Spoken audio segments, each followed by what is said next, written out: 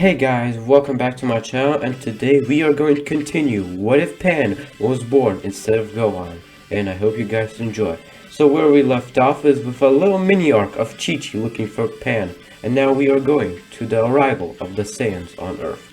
Piccolo and Pan meet up with the other Z-Fighters, and Chi-Chi's happy to see her daughter, Pan, after a year. And Pan is really surprised to see her mother as well, here as she tells her that after Piccolo beat her up, she had the motivation to train, so she went to the lookout to train with everyone else.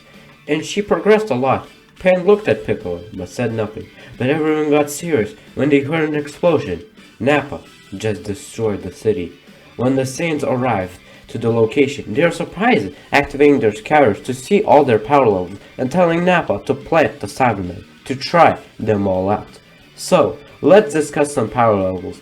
As you can see, everyone's a lot stronger than the original story. The Sea Fighters just are a little bit stronger thanks to having an extra sparring partner. The difference isn't too big, but I still gave them some couple of boosts. But of course, Chi-Chi is the biggest difference because she actually trained. And since Piccolo and Pan had an extra 4 months of training, I would say Piccolo is really near Nappa's level. So he has a power level of 5,500. And of course, Pan is also pretty strong with her potential. Let's put her in 2,250. I know that seems a lot, but remember, in this story, she starts training earlier and she already had a power level 100 after the 2 months. So yeah, she's really strong. And also, since Goku arrived a week earlier, he got a little bit stronger. So instead of his usual power level 9,000, he has a power level of 9,500, which means the only Kaioken times 2 is enough to surpass Vegeta, but we'll get to that later. So as I said, they easily take care of the Cybermen, which means Yamcha didn't die, which is good for now. Vegeta is impressed and says to Nappa to watch out because maybe they'll actually give him some challenge. Nappa cracks his knuckles.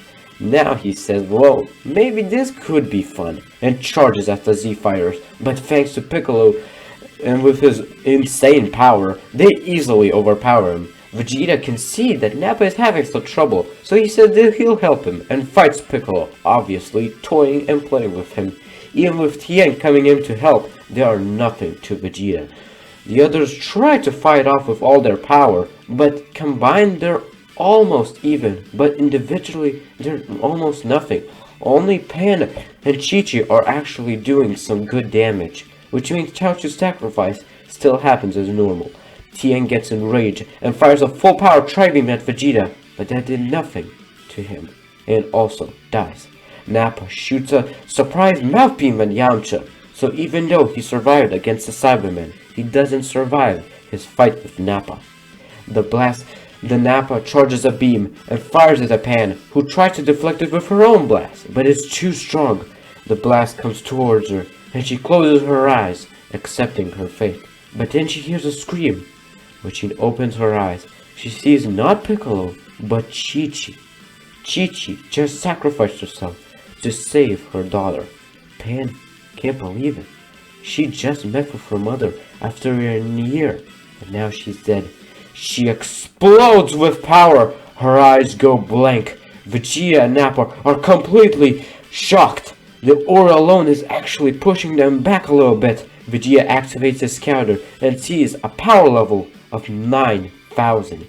She charges at Nappa with complete rage, catching him off guard. She's completely a berserk, attacks Nappa with furious strikes, and Nappa can't defend himself. She is way too powerful, and after she fires a full power Masenko, she avenges her mother and kills Nappa. But she used all her energy, so she falls to the ground. But then, Goku arrives. He sees the destruction around him, all the dead bodies. Tien, Yamcha, and his wife have died. Goku is angry beyond belief, but he still tries to stay calm, giving the senzu beams to Piccolo, and saying to go away as far as he can. Piccolo understands his former rival and goes with Pan and Krillin. Goku says they're going to fight somewhere else, and Vegeta doesn't mind. So, they go to the wasteland and get into the battle stages and clash.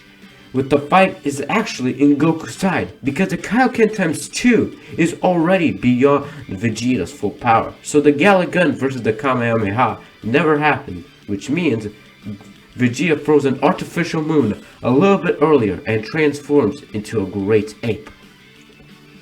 Since he used the great ape a bit earlier, he's a little bit stronger than normal, and I thought put him in a power level of 9,000 because he used a lot of energy to make the artificial moon, and before that Goku lands some pretty heavy punches, so yeah, he got a big decrease in power, but still that means that he has now a power level of 90,000.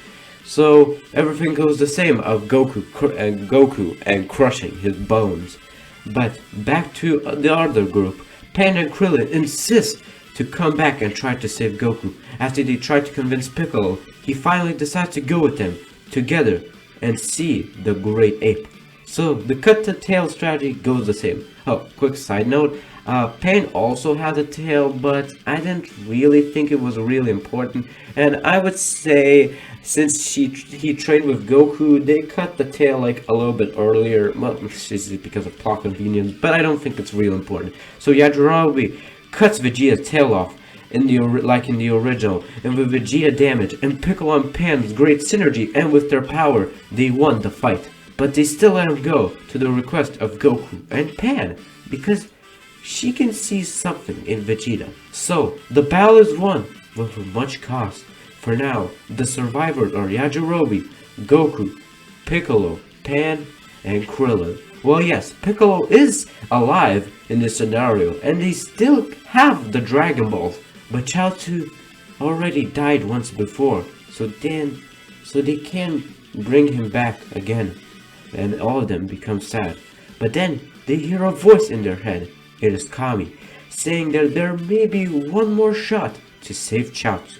That's where we leave off this part. So guys, I hope you guys enjoyed the video. As always, 5 likes for the next part, or maybe after a week. Maybe I did some a little bit more schedule because it seems 5 likes are a little bit too much. So I'll just post maybe every week if the 5 likes never reaches. So what will happen next in the Namek Saga since Piccolo is alive now? Will it make a big difference? We will see. Alright guys, so I hope you guys enjoyed the video, and